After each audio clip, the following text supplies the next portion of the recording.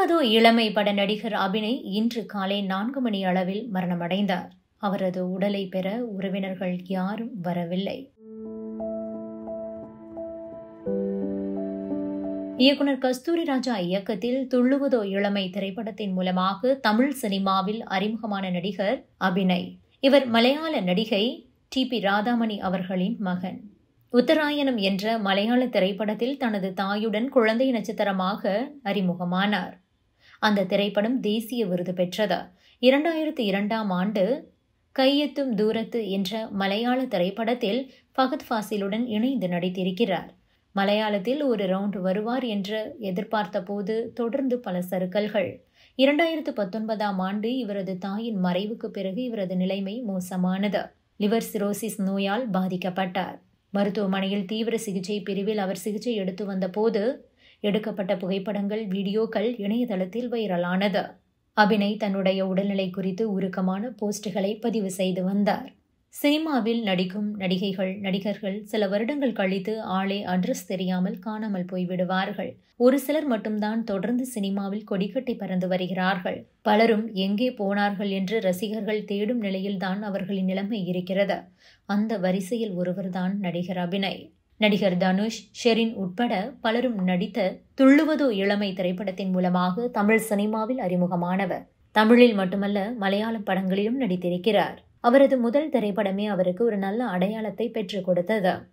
அதனைத் தொடர்ந்து ஜங்ஷன், சிங்கார சென்னை, பொன் மேகலை போன்ற படங்களில் கதாநாயகனாக நடித்தார். ஆனால் அந்த திரைப்படங்கள் அவருக்கு பெரிய அளவில் பெயர் வாங்கி கொடுக்கவில்லை. அதற்கு பிறகு 2000ஆம் ஆண்டுக்கு பிறகு துணை கதாபாத்திரங்களில் நடிக்க தொடங்கினார். சொல்ல சொல்ல இனிக்கும், பாலைவனச்சோலை, ஆரோகணம், என்றென்றும் புன்னகை, வல்லவனுக்கு புல்லும் ஆயுதம் போன்ற படங்களில் நடித்திருக்கிறார். அதேபோல துப்பாக்கி, அஞ்சான் திரைப்படங்களில் நடிகர் வித்யூக் அவர்களுக்கு பின்னணி குரல் கொடுத்திருக்கிறார். சாக்லேட் பாயாக கலக்கி கொண்டிருந்தார். பல திரைப்படங்களில் அமெரிக்க மாப்பிள்ளையாகவும் செகண்ட் ஹீரோவாகவும் நடித்து வந்த அவருக்கு லிவர் சிரோசிஸ் என்ற ஒரு நோய் ஏற்பட்டது. தனியார் மருத்துவமனையில் சிகிச்சை எடுத்து வந்தார். சிகிச்சைக்காக கூட பணம் இல்லாமல் கஷ்டப்பட்டார். அப்போதுதான் தனக்கு பண உதவி தேவைப்படுகிறது என்று வீடியோ வெளியிட்டிருந்தார். ஆளே அடையாளம் தெரியாமல் மாறி போனார் அபிநய். ஓரியோ பிஸ்கட் மற்றும் 3 ரோசஸ் உள்ளிட்ட விளம்பரங்களிலும் நடித்திருக்கிறார். பலருக்கும் பரிச்சயமான நபர்தான். ஆனாலும் சில வருடங்களாக சினிமா மற்றும் விளம்பரங்களில் அவரை பெரிதாக பார்க்க முடியவில்லை. காரணம் அவரது உடல் நலன்தான்.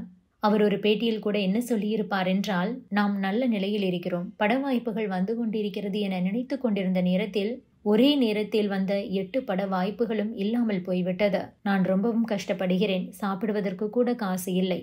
அம்மா உணவகத்தில் தான் சாப்பிடுகிறேன் என பேட்டியில் சொல்லியிருக்கிறார் அபிநய். இந்த நிலையில்தான் அவரது சிகிச்சைக்காக KPI பாலா, நடிகர் தனுஷ் உள்ளிட்டோர் பண உதவிகள் செய்தனர். இருப்பினும் அந்த லிவர் சிரோசிஸ் நோய் முற்றிய நிலையில் சிகிச்சை பலனின்றி உயிரிழந்திருக்கிறார் அபிநய்.